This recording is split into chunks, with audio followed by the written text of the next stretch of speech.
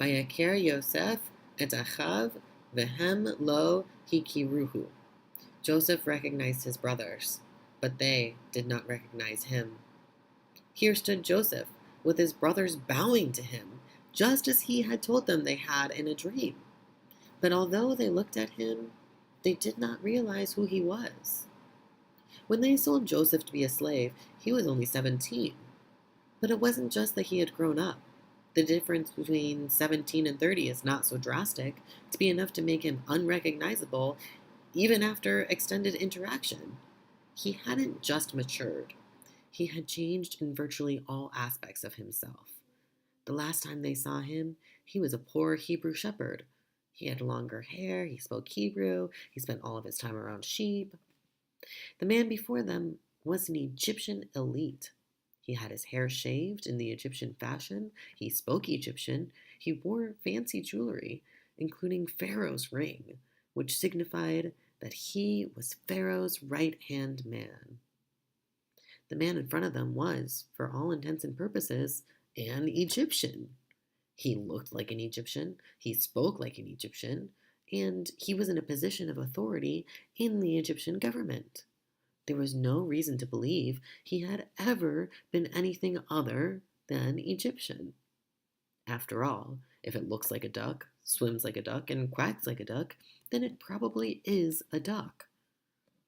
But what they don't say is that ducks aren't able to make incredible, life changing transformations, the kind that can make someone unrecognizable to their own family members.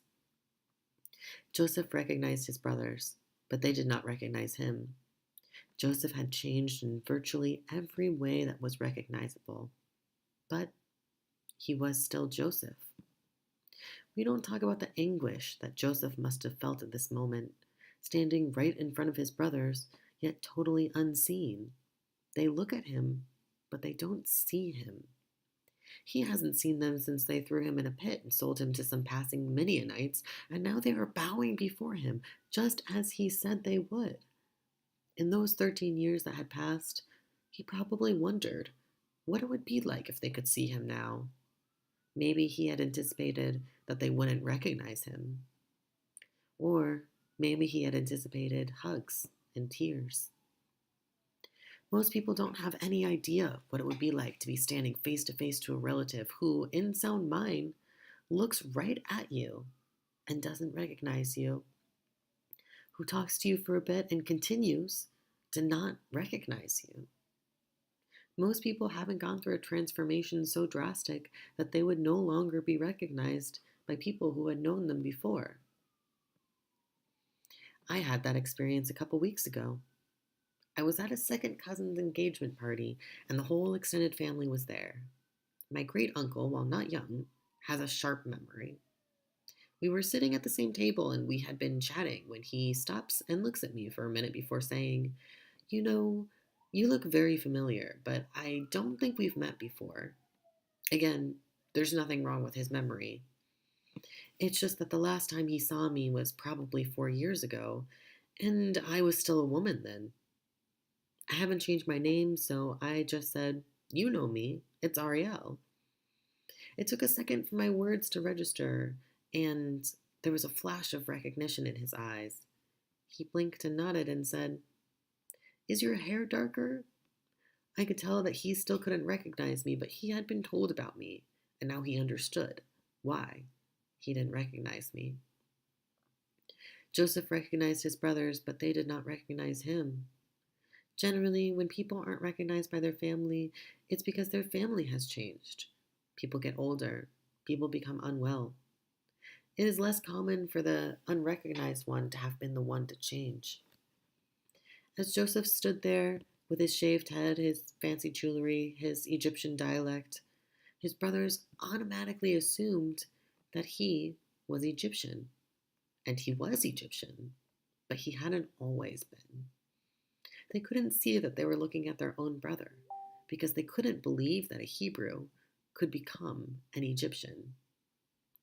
And Joseph was standing alone with the pain of being the only one who knows who he really is. Yes, an Egyptian, but an Egyptian with a Hebrew past. Joseph is living in limbo, trying to adapt to his new identity while not wanting to erase where he came from. He's not able to tell Egyptians, "I'm one of you now, but please don't assume I always have been." And likewise, he can't tell his brothers, "I'm different from you now, but please don't assume I always have been." Everyone makes assumptions about people, and one of those assumptions is that people have always been the way that they are now, and they will continue to be that way always. Thankfully, life isn't really that static. Many people find comfort in consistency and familiarity, but humanity has always been complex. People change. Many people say that the only constant is change. We just have to remind ourselves that change is always a possibility, not just for ourselves, but also for others. We don't know the ways in which other people have already changed or how they might continue to change.